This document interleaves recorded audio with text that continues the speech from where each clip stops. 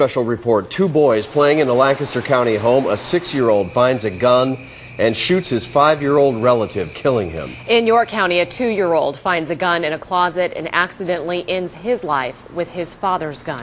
These are just two tragedies involving kids and guns that played out here in central PA within the last 5 months. And CBS 21's Erica MOFFITT, she tries to answer some of the questions around what leads children to handle a gun if they do find one and what they do after making what could be a deadly discovery.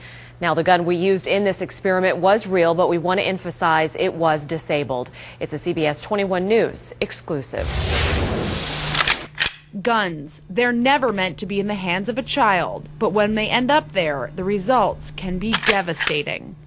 It's scary to even think about, but in an attempt to find out how children react to and deal with the gun when they're left alone with one, CBS 21 News set up the following situation. We placed 4 cameras around Nanny's Child Care Center in Manchester Township. We placed a prop gun in a bookshelf in a room where children ages 3 to 6 were playing. Across the hall, the children's parents and a psychologist were anxiously watching. I really want to see how he's going to react to it if he does see it. Like, my heart is beating fast right now, and I don't know why I'm so nervous. Oh boy, Zach, don't look at it. Well, I'll pass out. The parents wait on the edge of their seats, and finally, the kids discover the gun. No one can touch that gun. Stop, don't touch that. That's not 60. Get the move! The gun is. It's a real gun. The parents are shocked at the sheer sight of a child with the gun. Oh, Jesus, no! But the image doesn't last for long. What's this here? It's a gun in a room. Within seconds of the discovery, 4-year-old Aaliyah runs across the hall to tell her teacher about the gun. Her 6-year-old sister, Amaya, holds the weapon until the teacher arrives.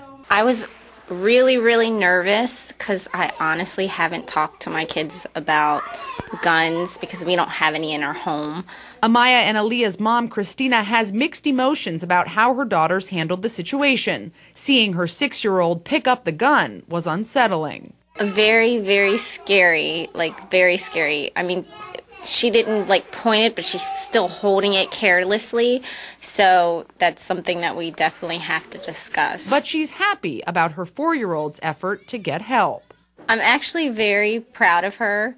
I guess I kind of would take that from her because her personality is automatically to kind of tell on everything. And the experiment leaves other parents feeling proud of their kids as well. Several of them also realize that they need to talk to their kids about what to do if they find a gun. Psychologist Alan Miller takes some good and some bad from the situation.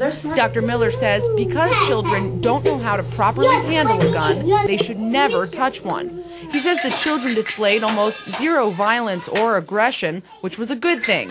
But he says he thinks had there been fewer kids in the room, the outcome could have been different. You don't have to look for approval, acceptance. You don't have to go along with the group.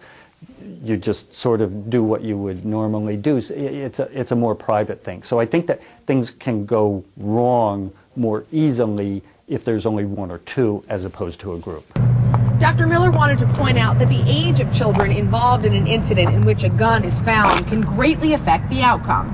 He says while the children involved in our experiment were ages 3 to 6 and all had basic language skills and understood the concepts of bad and dangerous, he says a younger child who can't speak and doesn't understand these concepts might be more likely to handle and explore a gun, not even knowing what it is. Erica MOFFITT, CBS 21 News. Great insight. Thank you, Erica, for that report. Now, if you're wondering at what age you should speak to your child about guns, Dr. Miller says as soon as your child can understand basic concepts such as good and bad, you can really start talking to them about guns. He says that's usually around the age of 2 or 3. Now, as far as what messages are most important in those talks, he says tell your child never to touch the weapon and going to get a responsible adult for help rather than another child is your best bet.